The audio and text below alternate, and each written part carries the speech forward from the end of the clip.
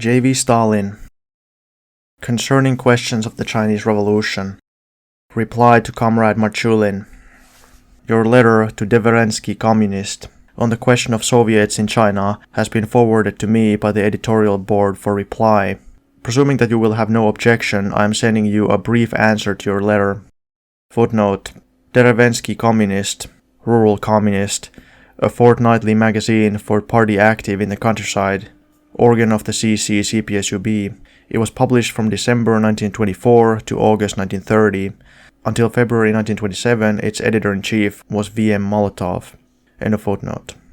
Your letter to the Derevensky Communist on the question of Soviets in China has been forwarded to me by the editorial board for reply. I think, Comrade Marchulin, that your letter is based upon misunderstanding, and for the following reasons. 1. Stalin's theses for propagandists opposed the immediate formation of Soviets of workers, peasants, and soldiers' deputies in present-day China. You, however, join issue with Stalin and refer to Lenin's theses and speech at the Second Congress of the Comintern, where he speaks only of peasant Soviets, of toiler Soviets of the working people, but does not utter a single word about the formation of Soviets of workers' deputies.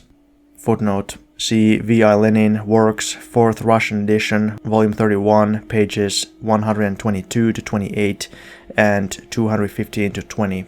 End of footnote.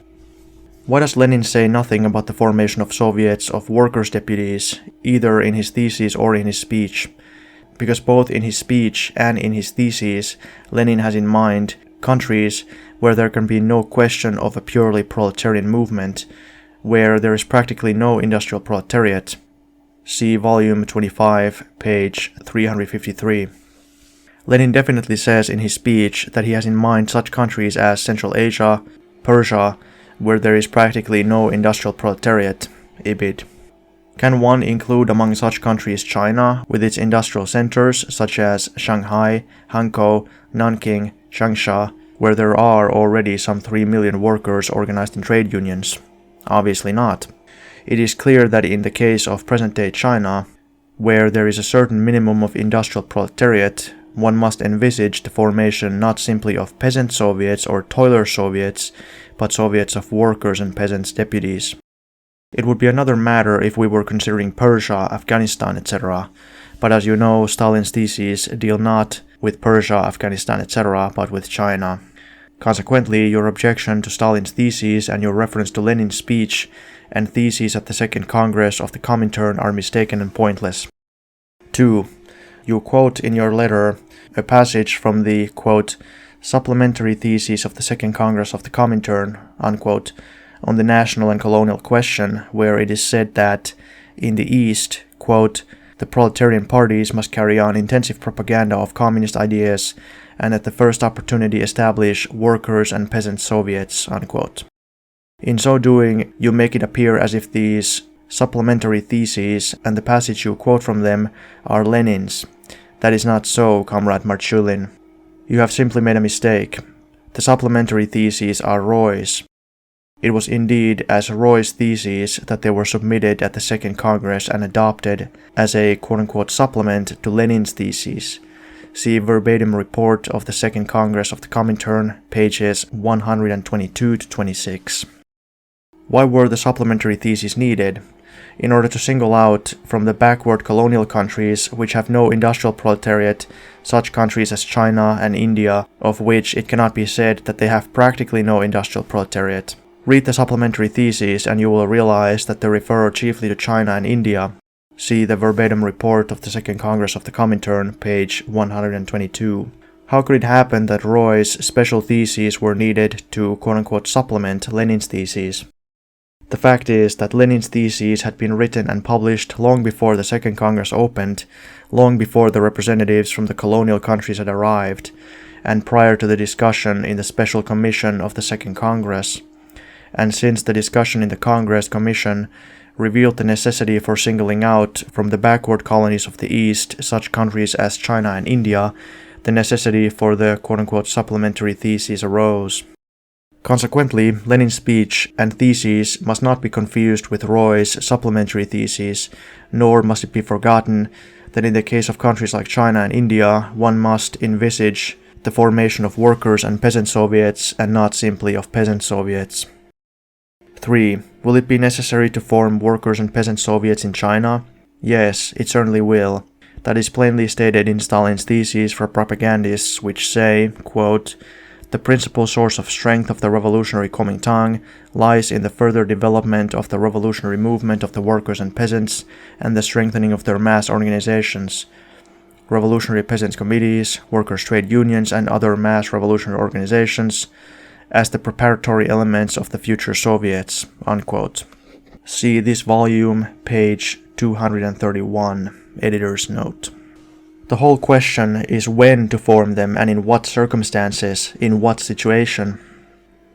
Soviets of Workers' Deputies are an all-embracing and therefore the best revolutionary organization of the working class, but that does not necessarily mean that they can be formed at any time and in any circumstances.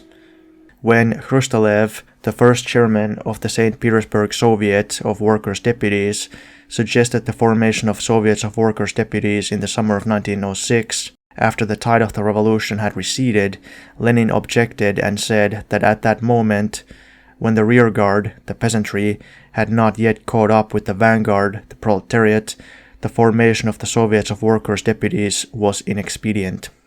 And Lenin was quite right. Why? Because Soviets of Workers' Deputies are not a simple workers' organization.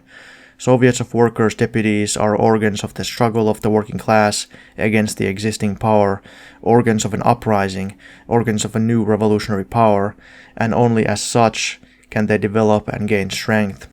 And if the conditions do not exist for a direct mass struggle against the existing power, for a mass uprising against that power, for the organization of a new revolutionary power, then the formation of worker Soviets is inexpedient, since in the absence of these conditions, they run the risk of decaying and becoming mere talk shops.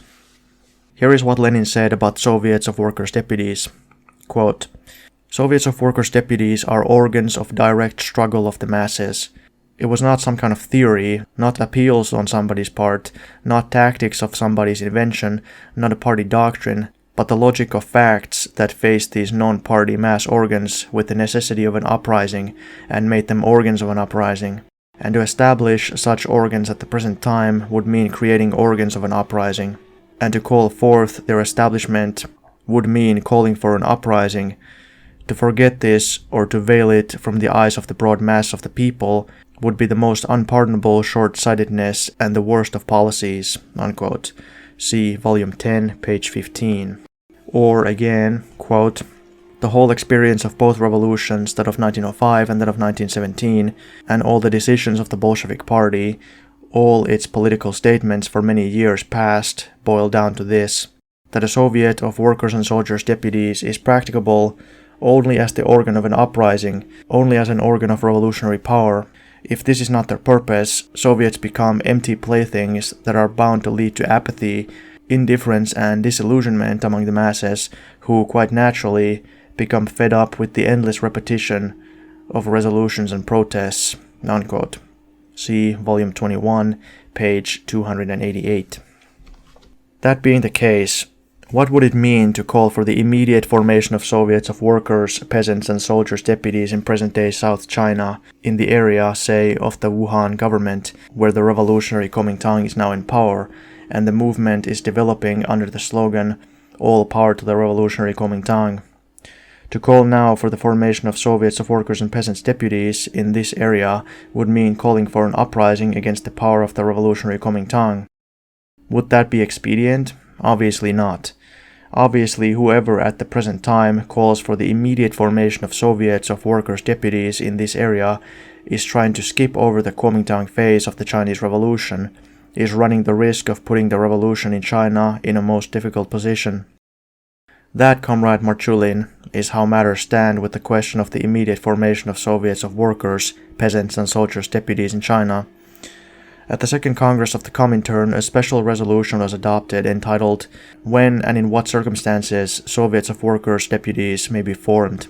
Lenin was present when that resolution was adopted. I would advise you to read it. It is not without interest. See verbatim report of the Second Congress of the Comintern, pages 580 to 83. 4. When will it be necessary to form Soviets of Workers and Peasants' Deputies in China?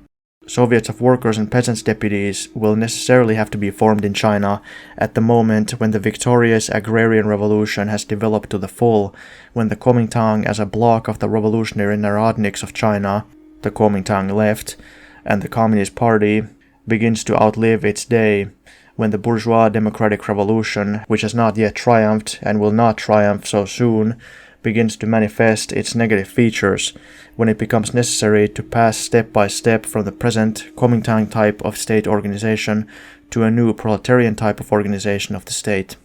It is in this way that the passage on Workers and Peasant Soviets in Roy's supplementary thesis adopted at the Second Congress of the Comintern should be understood. Has that moment already arrived?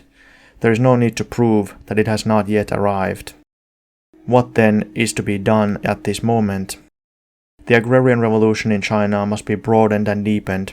Mass workers and peasants' organizations of every kind must be created and strengthened, from trade union councils and strike committees to peasant associations and peasant revolutionary committees, with a view to converting them, as the revolutionary movement grows and achieves success, into organizational and political bases for the future Soviets of Workers, Peasants, and Soldiers' Deputies. That is the task now. May 9th, 1927.